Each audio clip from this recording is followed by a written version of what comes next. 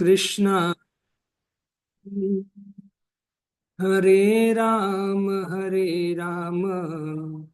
राम राम हरे हरे, हरे कृष्णा हरे कृष्णा कृष्णा कृष्णा हरे हरे, हरे राम राम राम हरे हरे। श्रीमद् भागवतम स्कंद 1 अध्याय 3 श्लोक क्रमांक 34। यद्देशो परता देवी माया वैशारदीमती संपन्न एवेति विदु अहिम्नि स्वे महीयते। यद्देशो परता देवी माया वैशारदीमती संपन्न एवेति विदु मतिं निस्वे महीमते। यदि माया का शमन हो जाता है और यदि भगवत कृपा से जीव ज्ञान से संपन्न हो जाता है तो उन्हें तुरंत आत्म साक्षात्कार का प्रकाश प्राप्त होता है और वह अपनी महिमा में प्रतिष्ठित महिमा मंडित हो जाता है। हरे कृष्ण। तो सभी भक्तों का हार्दिक स्वागत है। श्रीमद् भागवतम जो भगवान श्री कृष्ण से एक संबंध जोड़ने का सुंदर अवसर प्रदान करता है, श्रीमद् भागवतम ग्रंथ।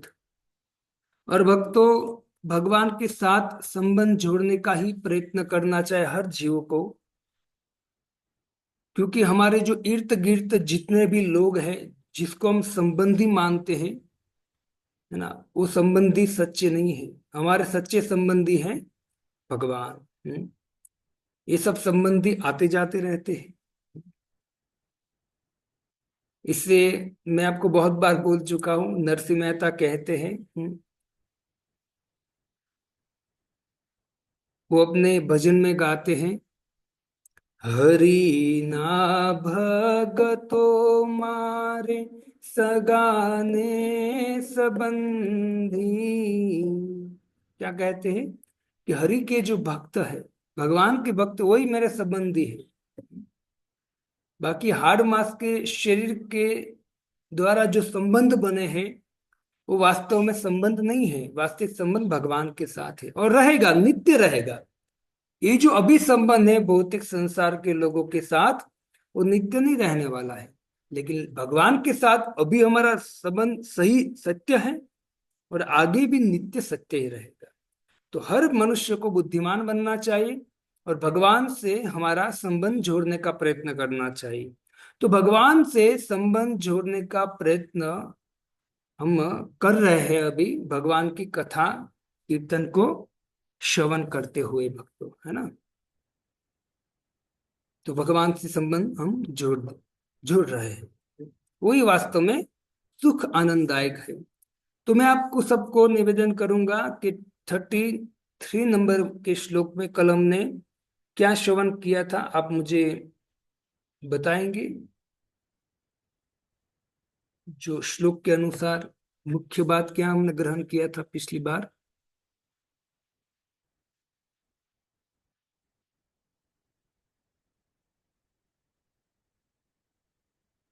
प्रभु जी, हाँ बताइए। पिछली बार हमने श्रवण किया था कि मनुष्य जो है आत्म साक्षात्कार द्वारा यह अनुभव करता है कि स्थूल और सूक्ष्म शरीर आत्मा से कोई लेना देना नहीं है। हम्म। और जब इस स्थिति में वो पहुंच जाता है, आत्म साक्षात्कार उसको हो जाता है, तो वो श्री के दर्शन कर सकता है।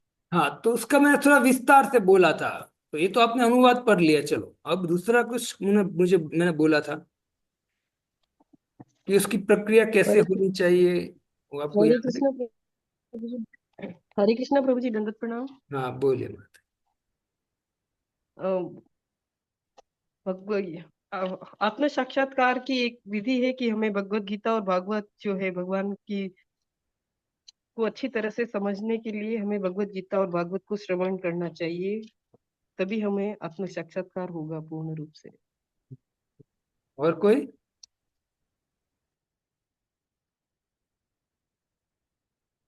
हरे कृष्णा प्रभु जी। जी माँ। सतत कीर्तन करना, संतों के संग में गीता भागवत के आश्रय में रहना और भगवान के चरण कमलों का आश्रय ग्रहण करने से आत्म साक्षात्कार संभव है। आत्म साक्षात्कार संभव। Very good. और कोई?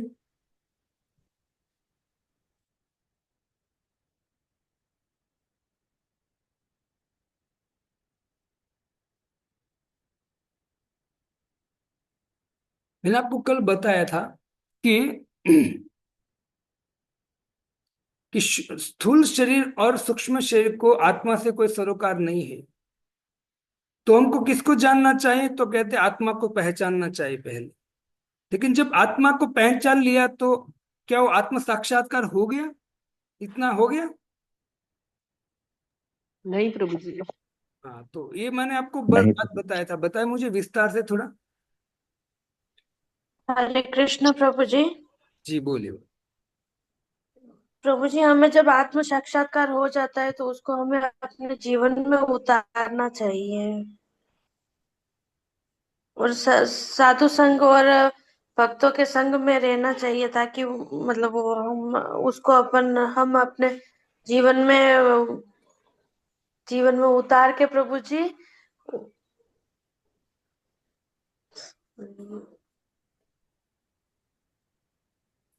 आत्मा जो है, आत्म साक्षात्कार का मतलब है कि हम जब आत्मा को समझ जाते हैं और आत्मा को समझ जाते हैं कि भाई हम आत्मा है और आत्मा के नीचे है एक सूक्ष्म शरीर, मन बुद्धि अहंकार और स्थूल शरीर है। तो उनसे आत्मा का कोई सरोकार नहीं है। तो आत्मा के लिए हमको कार्य करना चाहिए। लेकिन वो तो हो गया ज्ञान। लेकिन जब तक व्यक्ति वही ज्ञान को विज्ञान में परिवर्तन नहीं करेगा, भगवान की भक्ति नहीं करेगा, तब तक ये जो मूल साक्षात्कार है, भगवत साक्षात्कार, ये नहीं होगा। तब तक भगवत दर्शन भी नहीं होगा। इसे खाली हम आत्मा हैं, हम भगवान के अंश हैं, और ये स्थूल शरीर और सूक्ष्म शरीर, मन बुद्धि अहंकार और ये पंचभूत का शरीर, वो नश्वर है। वो कुछ काम का नहीं है। मतलब वो आत्मा से उनसे आत्मा बहुत परे है। इतना जानने से हमको भगवत दर्शन नहीं होगी। लेकिन इतना जानने से हमको ज्ञान हो जाएगा और हम सही सही देख पाएंगे। लेकिन उनके द्वारा हमको विज्ञान में परिवर्तन करना होगा, भगवान की भक्ति करके। और जब भगवान की भक्ति करें तो पूर्ण साक्षात्कार होगा। उनके द्वारा हम भगवान का दर्शन कर सकते हैं। तो उसकी विधि है गीता भागवतम, जैसे आप लोगों ने कहा। गीता भागवतम पढ़ना, हरि नाम जपना, भगवान के भक्तों का संग करना, और जब भी अवसर मिले भगवान के भक्तों के संग में भगवान की कथा कीर्तन का लाभ उठाना। तो ये पूरे श्लोक का तात्पर्य है। तो भक्तों, आप हम सबको आत्म साक्षात्कार की प्रक्रिया जो भी हम कर रहे हैं उसको प्रबल बनाने का प्रयत्न करना चाहिए। ठीक है? ओके। और इस श्लोक में सुद गोस्वामी कहते हैं कि यद्देशो परता देवी माया वेशा रदि मति। रूपा जी कहते हैं यदि माया का शमन हो जाता है और यदि भगवत कृपा से जीव ज्ञान से संपन्न हो जाता है।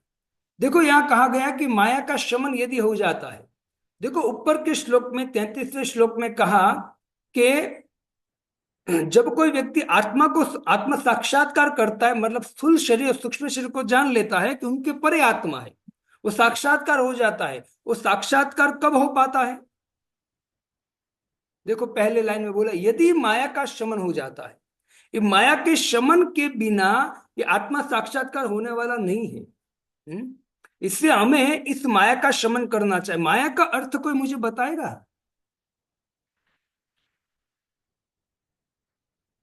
हरे कृष्ण प्रभु जी, भौतिक आसक्ति। भौतिक आसक्ति, हाँ। और कोई?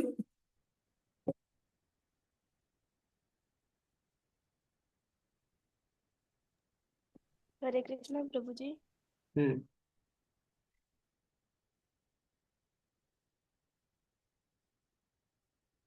आपका आवाज नहीं आ रहा है। हरे कृष्ण प्रभु जी। हाँ बोलिए। भौतिक आवरण जो प्रत्येक ये भौतिक चीजें हैं हमें घेरे रखती है, उसको कहते हैं माया। और बहुत विषयों को सारे इंद्रियों में फंसाए रखना। हैं। इंद्रियों को विषयों में फंसाए रखना। इंद्रियों को हरे कृष्ण प्रभु जी, माया का अर्थ है जो नहीं है। हम्म,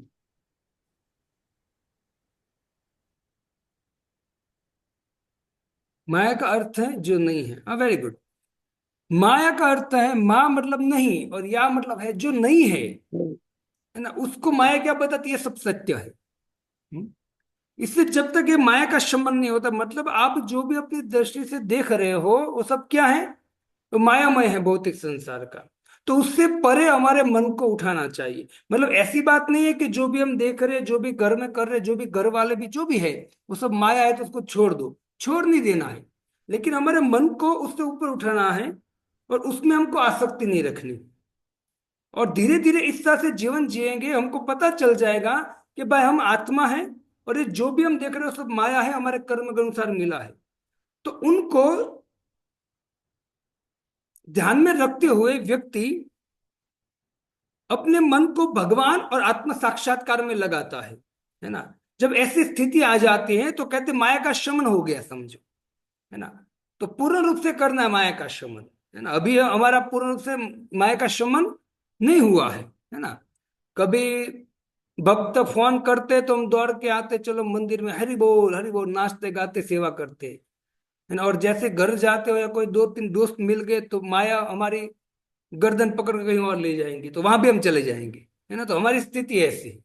हमने माया का शमन अभी नहीं किया, लेकिन हम माया के शमन की प्रोसेस में है अभी। तो भगवान की कृपा है, हम प्रोसेस में है। तो जो व्यक्ति माया का शमन कर जाता है भगवत कृपा से, तो वो व्यक्ति ज्ञान से संपन्न हो जाता है। हम अभी ज्ञान तो प्राप्त कर रहे हैं। हो सकता है कि हमको पता चले नहीं प्रभु जी अब तो हमको बहुत कुछ मालूम है, गीता भागवत सब मालूम है, हम तो सब जवाब दे सकते हैं, है ना। तो एक खाली इसको जानकारी बोलते हैं भक्त, क्या बोलते हैं? जानकारी। अब इसी जो ज्ञान है उसको, ज्ञान को विज्ञान में परिवर्तित गाढ़ा करना है ज्ञान को। इससे जब माया का शमन हो जाता है एकदम पूर्ण रूप से, तभी समझो कि एक ज्ञान वास्तविक एक ज्ञान है हमारा। बाकी सब जानकारी है, लेकिन यही जो जानकारी ज्ञान ज्ञान हम जिसको मानते हैं उसको लेकर, यही ज्ञान से हम माया का शमन कर पाएंगे, है ना। लेकिन कभी भी हमको अपने आप को पूर्ण ज्ञानी नहीं मानना चाहिए, है ना। हाँ, वो ज्ञान की प्रक्रिया में हम हैं जिससे माया का शमन कर सकते हैं। लेकिन कभी भी हमको ऐसा नहीं बोलना चाहिए प्रभु जी मैं ज्ञानी हूं क्योंकि मुझे सब पता है, नहीं, कभी नहीं बोलना चाहिए। ये अज्ञान है वास्तव में। क्योंकि माया, भगवान खुद कहते हैं कि यदि माया से मुक्त होना है तो आपको पूर्ण रूप से मेरी शरण लेना पड़ेगा। देवेशा गुणमयी मम माया दुरित्या, मेरी माया बहुत भयंकर है। मामे ये प्रवदंती, मेरी शरण में आ जाए, माया मेता तरंती, माया आपको छोड़ देंगे। तो यदि माया का शमन हो जाता है, आप भगवान का भक्ति करते हो बहुत प्रबल और माया का शमन हो जाता है, तो समझो आप ज्ञान से पूर्ण हो गए और उसी तुरंत आत्म साक्षात्कार का प्रकाश प्राप्त होता है। और जो व्यक्ति ज्ञान से संपन्न हो जाता है वो आत्म साक्षात्कार का पूर्ण रूप से प्रकाश प्राप्त करता है और वह अपनी महिमा में प्रतिष्ठित हो जाता है। अपनी महिमा में प्रतिष्ठित हो जाए। हमारी महिमा क्या है? हमारी महिमा है भगवान का हम दास है। उससे इतना प्रतिष्ठित हो जाता है कि दिन रात उनको एक ही चीज देखते कि मैं भगवान का दास हूं और मैं भगवान के लिए क्या करना चाहता हूं, क्या करूं मैं, कौन सी भगवान की सेवा करूं जिससे भगवान प्रसन्न हो जाएंगे, है ना। अनेक सेवा करना चालू कर देंगे भगवान की, है ना, क्योंकि उसकी महिमा प्रतिष्ठित हो गया, महिमा में प्रतिष्ठित हो गया है। तो प्रभुपाद जी तात्पर्य में कहते हैं कि चूंकि भगवान परब्रह्म है, अतएव उनके रूप, नाम, लीलाएं, गुण, पार्षद तथा शक्तियां उससे अभिन्न है।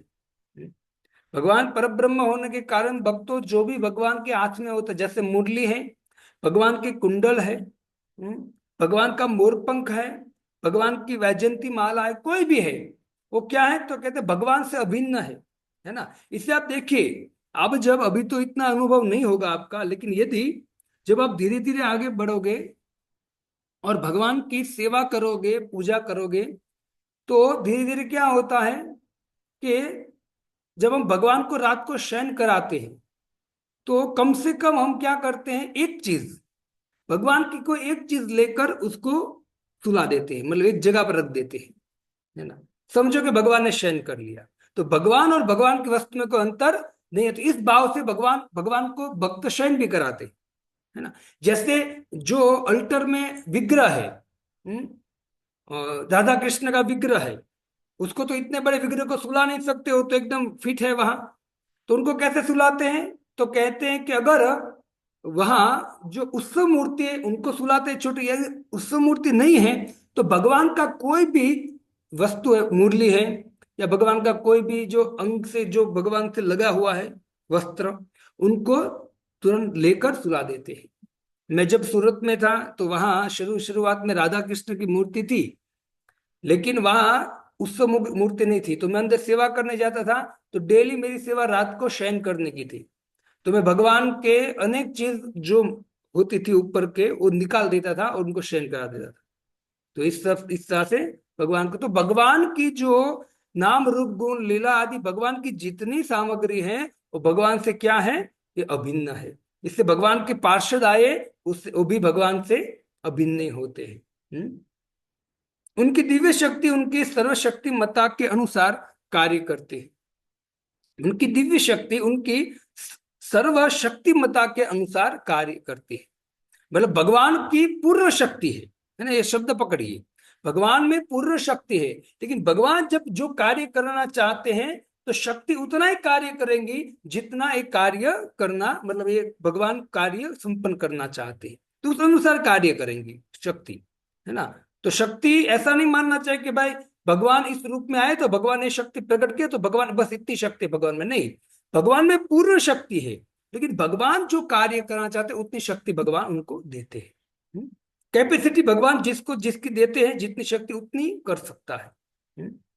इससे ज्यादा उछलोगे तो वास्तव में मुंह के बल गिरेंगे हम, है ना। इससे सावधान रहना चाहिए कि हमारी, कहते ना कि प्रभु आप तो सरपंच है तो मेरा एक काम कर दीजिए, तो सरपंच बोलेगा देखो भाई मेरा जितना कैपेसिटी था उतना मैंने तेरा काम कर दिया, अब इससे ऊपर मेरा कैपेसिटी नहीं है, अब मैं ऊपर जाऊंगा और बिना कैपेसिटी के कुछ करने का प्रयत्न करूंगा तो ऊपर के अधिकारी जो है वो मुझे निकाल देंगे, है ना।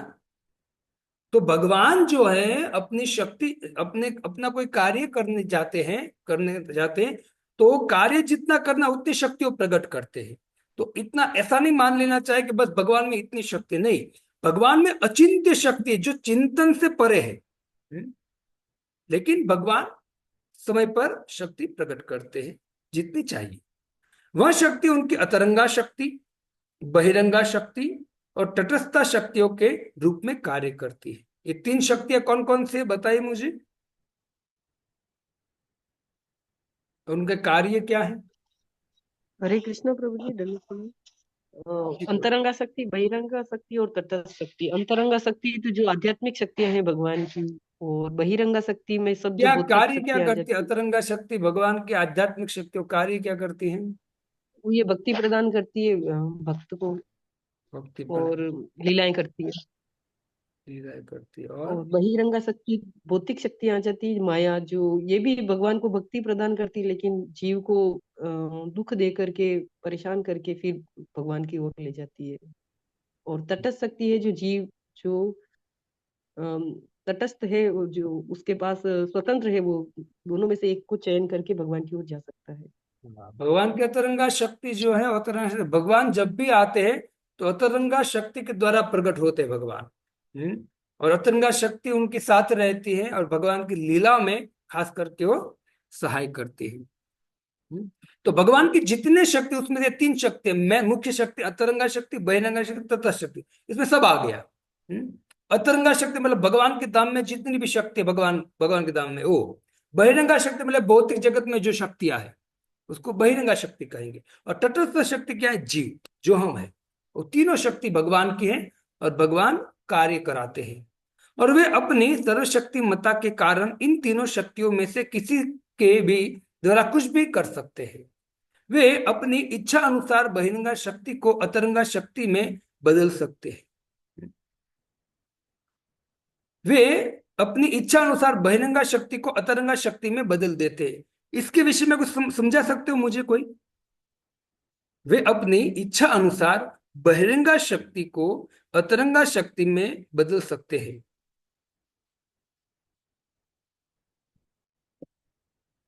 बताइए कोई। हरे कृष्णा प्रभु जी। जैसे कि बहिरंगा शक्ति में माया आ जाती है, और जब व्यक्ति के पास माया धन संपत्ति होती है तो वो अपनी कृपा से उस को भगवान की सेवा में लगा करके आध्यात्मिक अंतरंगा बना सकते हैं। बहुत अच्छा है ना। तो इस तरह से होता है बहिरंगा शक्ति। बहिरंगा शक्ति में माया है।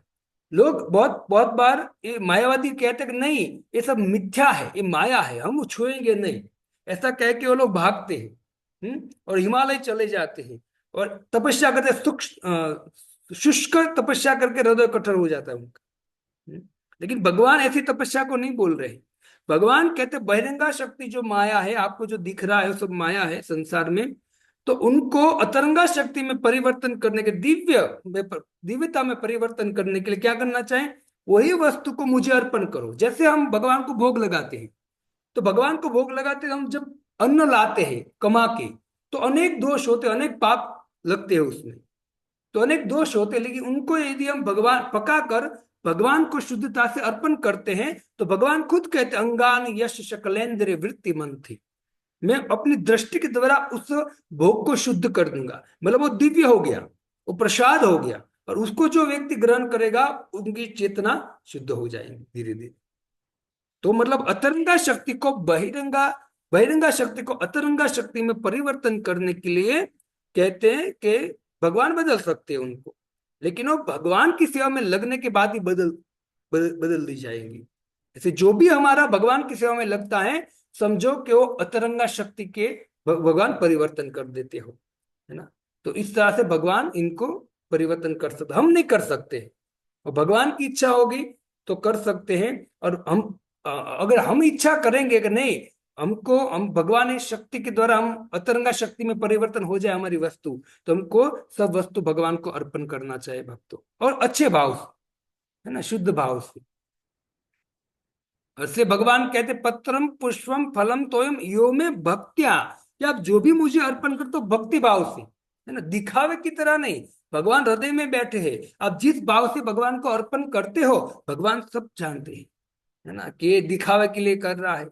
इसने सुना है कि अर्पण करने से सब दिव्य हो जाता, चलो अर्पण कर देते हैं, बाकी कोई भक्ति भाव उसमें है नहीं, तो भगवान नहीं करेंगे, है ना। भगवान भावग्राही जनार्दन है ना, वो भी देखना बहुत जरूरी है। इससे ज्ञान आप प्राप्त तो कर रहे हो, लेकिन ज्ञान का उत्तर दक्षिण पूर्व पश्चिम सभी दिशा को देखना भी बहुत जरूरी है। इसे चाणक्य पंडित कहते हैं शास्त्र को समझने की बुद्धि भी चाहिए, है ना।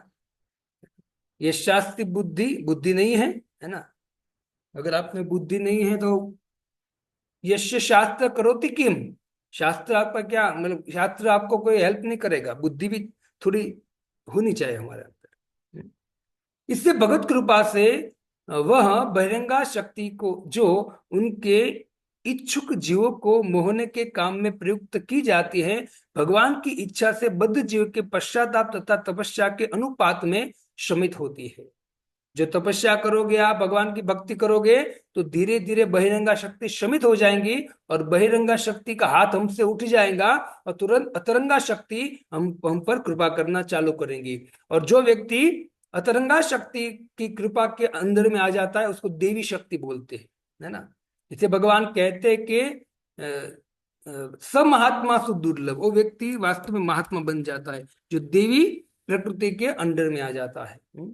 कौन सा श्लोक है मुझे स्मरण नहीं आ रहा है।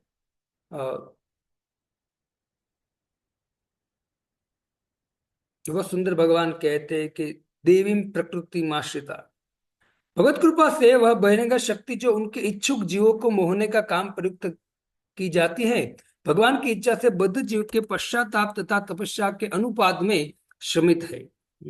फिर यदि पश्चाताप का अर्थ क्या है? कि हम जो गलत काम किया है उसमें हमको मतलब पछतावा होता है, उसको पश्चाताप बोलते हैं। जब व्यक्ति को पश्चाताप होता है कि मैं जो कार्य कर रहा हूं संसार में, ये पदार्थ को इकट्ठा करने के लिए अनेक पाप कर रहा हूं, वो वास्तव में नहीं करना चाहिए, ये भगवान मना कर रहे, तो ऐसा पश्चाताप होता है और सुधरने का निर्णय करता है। और फिर तपस्या चालू करता है, तो यही इसके द्वारा ही होगा। फिर यदि शक्ति शुद्ध हुई, जीव के आत्म साक्षात्कार के पथ पर अग्रसर होने में सहायक बनेगी। तो ये शुद्ध जब जीव हो जाता है तो आत्म साक्षात्कार के लिए वो सहाय बनती है। जितना आप शुद्ध होगे, जितना मन शुद्ध होगा, जितना इंद्रिया शुद्ध होगी और जितने विचार शुद्ध होंगे, उतना भक्ति में अग्रसर होगे। इस प्रसंग में विद्युत शक्ति का दृष्टांत उपयुक्त होगा। निपुण विद्युत कर्मी एक ही विद्युत शक्ति को केवल असमंजन के द्वारा गर्म करने तथा ठंडा करने के लिए काम में ला सकते हैं। इसी प्रकार बहिरंगा शक्ति जो जीव को मोहग्रस्त करके जन्म मृत्यु के चक्र में बारंबार डालती है, भगवत कृपा से अतरंगा शक्ति में परिणत होकर जीव को शाश्वत जीवन प्रदान करती है। ये विद्युत शक्ति का दृष्टांत किसको समझ में आया, बताइए।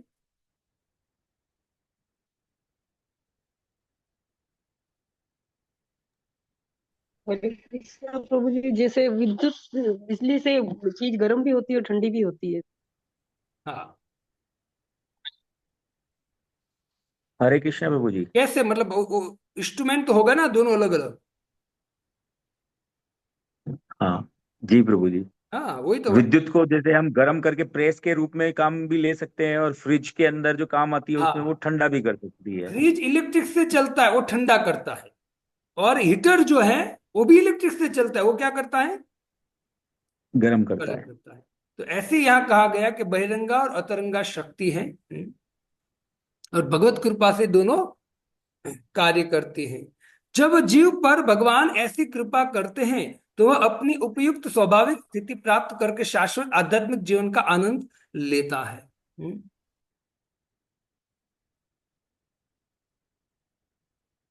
तो भक्तों, भगवान इसी प्रकार बहिरंगा शक्ति जो जीव को मोहग्रस्त करने के जन्म मृत्यु के चक्र में बारंबार डालती है, भगवत कृपा से अतरंगा शक्ति के परिणत होकर जीव को शाश्वत जीवन प्रदान करती है।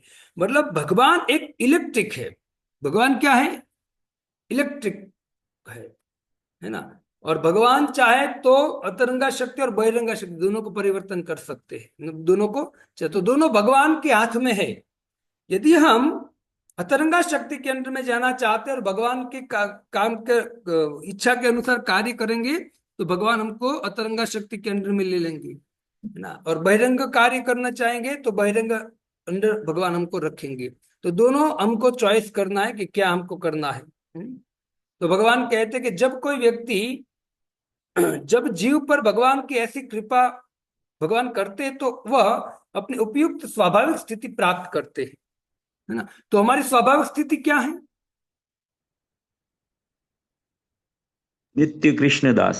हाँ, नित्य कृष्ण दास है हमारी स्वाभाविक स्थिति। तो जो व्यक्ति भगवान की सेवा में लग जाता है तो समझो ये स्वाभाविक स्थिति धीरे धीरे हमारी वापस हमको प्रदान हो रही है। लेकिन याद रखना चाहिए, हम थोड़ी बहुत सेवा करते हैं तो हमको ऐसा अहंकार नहीं पालना चाहिए कि देखो अब तो हम सेवक हो गए भगवान के, हमने अपनी स्थिति को प्राप्त कर लिया।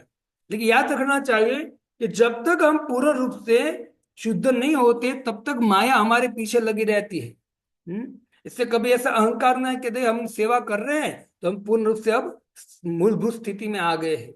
नहीं, हमको रोज टटोलना चाहिए अपने आप को। थोड़ा सा भी इधर उधर हो गया तो माया दबोच लेंगी, और वापस जो आप सोच रहे हो कि मैं वास्तविक स्थिति प्राप्त कर चुका हूं, मतलब सेवा की भावना प्राप्त कर चुका हूं, लेकिन उसमें भी थोड़ा बहुत अहंकार आ गया तो वापस माया आपको पकड़ के सेवा बंद करा देगी और आपको घर में बिठाकर फ्री कर देंगी। वो थोड़ी बहुत सेवा कर रहे हो वो भी वो बंद करा देंगी, है ना। इसे अहंकार नहीं करना चाहिए, है ना, कि मैं कर रहा हूं या मैं कर रही हूं।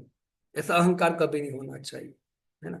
ये करा रहा है, कौन करा रहा है, भगवान करा रहा है। भक्तों, कोई व्यक्ति को भगवान कुछ सेवा देते हैं, है ना, सेवा देते। आप जो सेवा कर रहे हो तो ऐसा कभी हमें, है ना, अगर मानो कि मैं लेक्चर दे रहा हूं भगवान के कथा का मैं गान कर रहा हूं, तो कभी मुझे अहंकार नहीं करना चाहिए, देखो मैं कर रहा हूं, नहीं, ये भगवान करा रहे हैं, है ना। इसे मैंने कल ही आपको राम कथा में कहा था, कृष्ण शक्ति बिना तार नहीं प्रवर्तन। कृष्ण राम की शक्ति ना हो, कृपा ना हो, तब तक जीव भगवान का प्रचार नहीं कर सकता है। तो इसी प्रकार से हम जो भी सेवा करते हैं वो भगवान की इच्छा ना हो, ये भगवान की कृपा होते तब जाकर हम कोई सेवा करते हैं, सेवा में लगते हैं। ये भगवान आपको, आपसे सेवा लेना चाहते हैं। आप जो सेवा कर रहे हो तो भगवान आपसे सेवा लेना चाहते हैं, इससे भगवान ने आपको नियुक्त किया है, वहां सेवा दिया है। लेकिन यदि हम उस सेवा को अहंकार करेंगे, देखो मैं कर रहा हूं, मैं कर रहे हूं, मेरे अलावा कुछ होगा ही नहीं, मैं नहीं करूंगा ये लोग कहाँ जाएंगे, है ना, तो ऐसा नहीं होता है। तो तुरंत भगवान देखे अहंकार आया है, तो आप देखना ऐसे व्यक्ति को धीरे धीरे धीरे धीरे वो इतना साइड हो जाता है कि दिखना बंद हो जाता है, उसकी सब सेवा छोड़ा देते भगवान।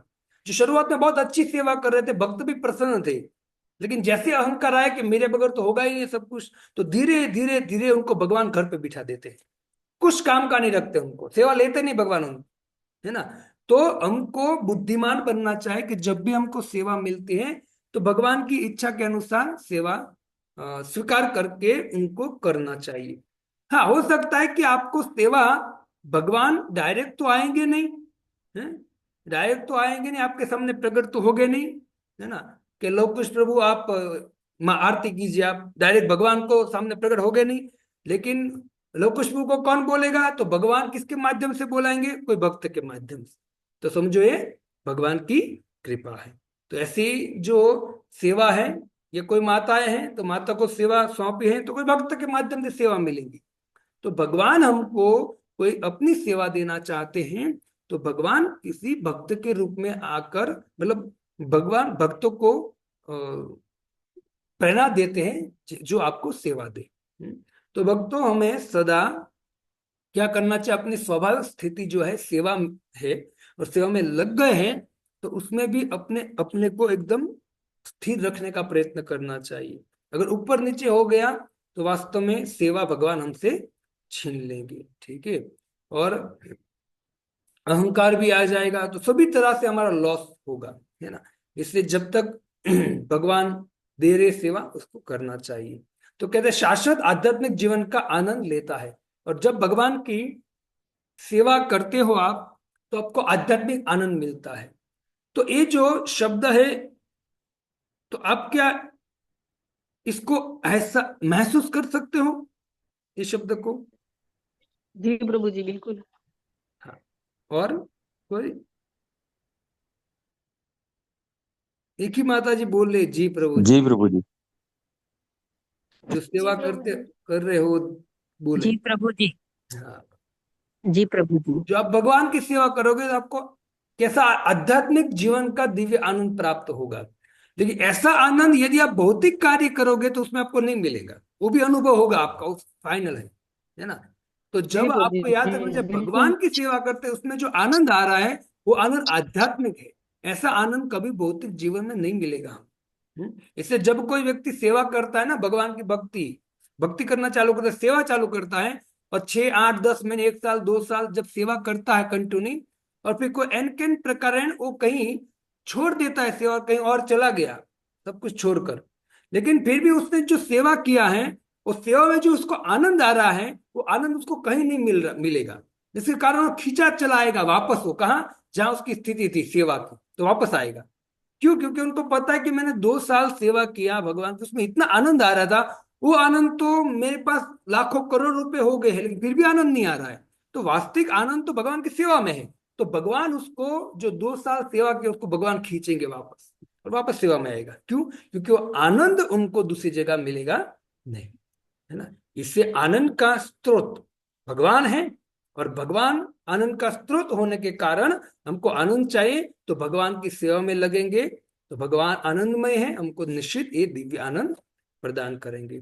तो भक्तों, हमको बुद्धिमान बनना चाहिए जीवन भर, जब तक ये शरीर चल रहा है तब तक हमको सेवा में लगना चाहिए। हाथ पैर जो भी चल रहा है उससे सेवा में लगना चाहिए। और जब हाथ पैर नहीं चल रहा है, वृद्ध हो चुके, 75 70 75 80 साल के हो गए हैं, हाथ पैर नहीं चलता है, तो फिर कौन सी सेवा करनी चाहिए? नाम जप प्रभु जी, नाम जप। नाम जप की नाम सेवा जप करनी चाहिए। और अभी कान काम कर रहा है तो नहीं श्रवण करते। करता रहना चाहिए, और काम भी काम न करे तो हमको नाम जप करते रहना चाहिए। और भक्तों, ये नाम जप तभी होगा अंत में जब हम प्रैक्टिस करेंगे। इसे मैं आप सबको निवेदन करता हूँ, एक दिल से हृदय से बात बोलना चाहूंगा कि आप सेवा कर तो साथ में अपनी साधना को भी बढ़िया रखना है। सेवा कर रहे हो, सेवा करोगे तब साधना में आपका उत्साह बढ़ेगा, है ना। और साधना करोगे तो सेवा में उत्साह बढ़ेगा, वो दोनों पूरक है। तो हमको साधना भी बढ़िया करना है, हरिनाम जपना अच्छी तरह, जब भी मौका मिले हरिनाम जपे। और ऐसा नहीं कि 16 माला हो गए तो बस अब टांग दो माला, नहीं, कोई बात नहीं।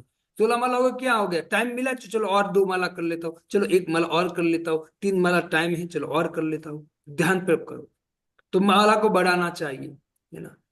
तो इस तरह से जब हम दृढ़ रहकर ध्यान पूर्वक भगवान का जप करेंगे, तो पूरा जीवन तो हम भगवान की सेवा किया है, डीटी की सेवा किया है, प्रसाद की सेवा किया है, प्रचार की सेवा किया, बहुत कुछ किया है, तो बहुत अच्छी बात है। लेकिन वो करते करते साथ में अगर ये भी प्रैक्टिस रखेंगे तो आगे जाकर हमें मरते दम तक हम भगवान का स्मरण करते करते अपना शरीर छोड़ेंगे, और जैसे शरीर छोड़ेंगे तो हम भगवान को प्राप्त करेंगे, भगवान के धाम को हम प्राप्त करेंगे।